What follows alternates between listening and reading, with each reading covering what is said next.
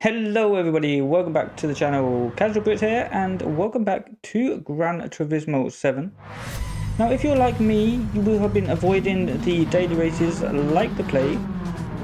But for this video, we are going to give it a try, give it a test, see if the quality of driving has improved. So by the end of the video, you will know whether it is safe to jump straight back into the daily races or not. This one's going to be a little bit different. We have the replay cam down in that bottom right hand corner for you there. So you have a little bit of a different perspective. But like the little animation showed you before, if you are enjoying the content, make sure you hit that like button and subscribe so that you never miss a video. But let's go racing. We're starting here in P7. This was Daily Race C from a couple weeks ago. The meta car being the Bugatti Veyron.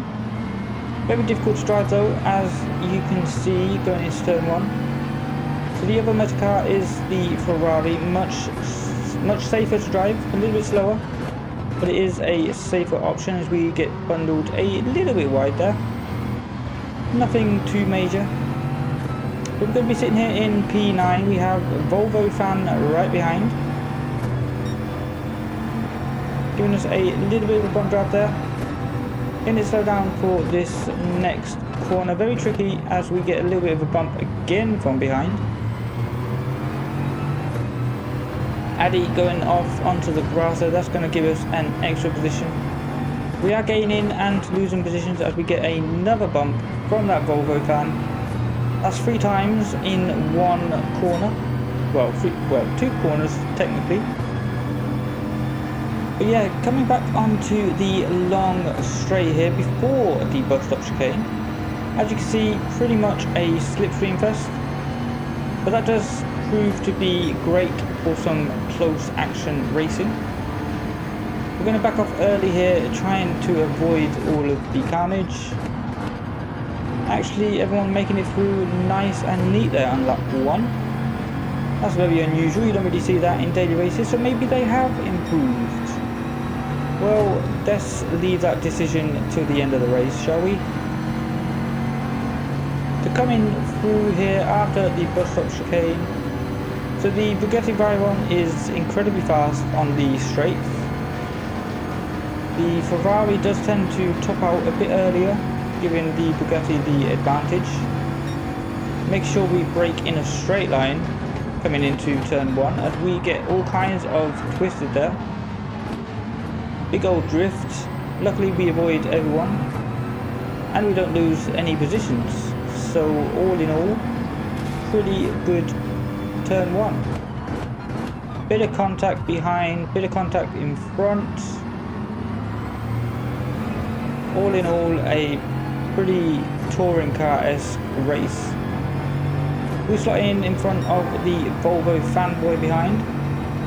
We have to live there as we miss our braking, or we miss our turning in point there. The Volvo fanboy is still trying to turn in even though we are completely alongside. And then watch this. There's one. There's 2 attempted pit maneuvers. Luckily the Bugatti is not that easy to pit as it is 4-wheel drive and incredibly heavy. But that's fine, we are just going to slip into his slipstream coming down this long straight. It is a bit far back, so we're not going to try and go for the bump draft. He was going a little bit wide, so we sneak up on the inside. However, he does have that slipstream, so that's fine. We'll just slip back into his slipstream once again. Back off incredibly early as we see there's going to be contact up ahead. Ferrari off wide and then slow. There's another Ferrari spinning on the exit. And then we have the 2 Bugatti Veyrons turning into each other along the straight. Well, it's not really straight, but it is incredibly flat out. So, we're going to catch up right to this pack here. We're going to try and follow the Volvo, but he is going to go back into that slipstream. Turkish driver is going to try and usher us up wide here onto the wall. That's fine. Once again, we will back out early. Go wide, anticipating the contacts. There it is. Punch 2 players. That is going to give us another 2 positions. Up behind the Spaniard now. Getting it slowed for this hairpin corner. Trying to get the cutback on the exit. It's not going to work this time. So we'll just once again stick behind the Spaniard here. Make sure we don't miss our turning in point here. Now, as I can see in the chat, as we get another punt, but that is only going to cause more damage to him as he spins out into the grass. That's going to give us a lovely gap behind. I did notice down in the bottom right or bottom left hand corner there, someone was saying that Sierra, the Spaniard up in front, is a dirty driver, or was driving dirty. But we're going to fast forward now to the end of lap 3, where we overtake the Ferrari, serving a penalty. We're going to be up into P5. So overall, not a bad result for us, as there was a lot of carnage and chaos going on during this race.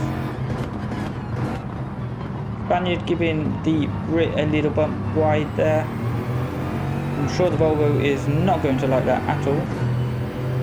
Although has not attempted the pit maneuver.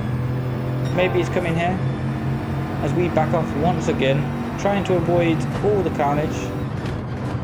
Getting it slow down for this corner. Surprisingly, they make it too wide and give each other space on the exit. So they can race clean, they just choose not to. Once again, we're going to come on to the back straight onto lap 4. Still in the slipstream. Not really much we can do in terms of moves coming down this back straight. We just sit behind. We still have 6 laps remaining. So plenty of time to make some moves.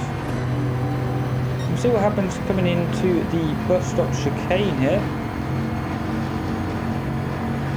Is everyone going to make it through nice and clean? They're not. The Spaniard is going to have a spin, and to be honest, that scared the absolute living daylights out of me, as I couldn't see him make it, or I couldn't see him having a spin. I was too close to the Volvo fanboy. So having that ghost come right at me through that Bugatti, that was pretty scary. But we are up into P4, coming on to lap number 5. Once again, we're going to take this high line up here, making sure we brake in a straight line, get it stopped, going wide, caught that late apex. We actually missed the apex as the blue Bugatti was on the apex, or close to it at least. But as you can see, pretty intense battling up here, as the Spaniard goes a bit wide there.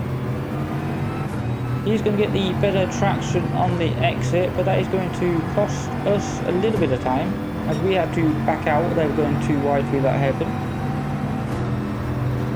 We do have, in fact, the fastest lap of the race, so we probably could be going for the win if we weren't making silly errors like this, going a little bit wide. It's going to cost us a little bit on the exit, and again drifting through the penultimate corner. So that's going to lose us a little bit of slipstream. As you see, the gap up to half a second now. Of course, the Volvo does have the slipstream right in front, so he's going to be gaining all the time on that Spaniard. We're not getting as much of a slipstream. Coming into the bus stop chicane here for the 5th time in this race. Looks like we're all going to make it through pretty clean. I actually go a little bit deep there. Going to lose even more time. Gap now going up to 0.7 of a second. But I was not able to catch up. But if you have a look at the finish line there, 3 cars all battling within or under 1/10 of a second. So the Spaniard did get it from the Italian, from the Volvo. We were not able to stick with them as they had the slipstream. we kind of made a few mistakes and then fell out. But that's going to do it for this video. Make sure you like the video if you are enjoying the content and subscribe so that you never miss a video.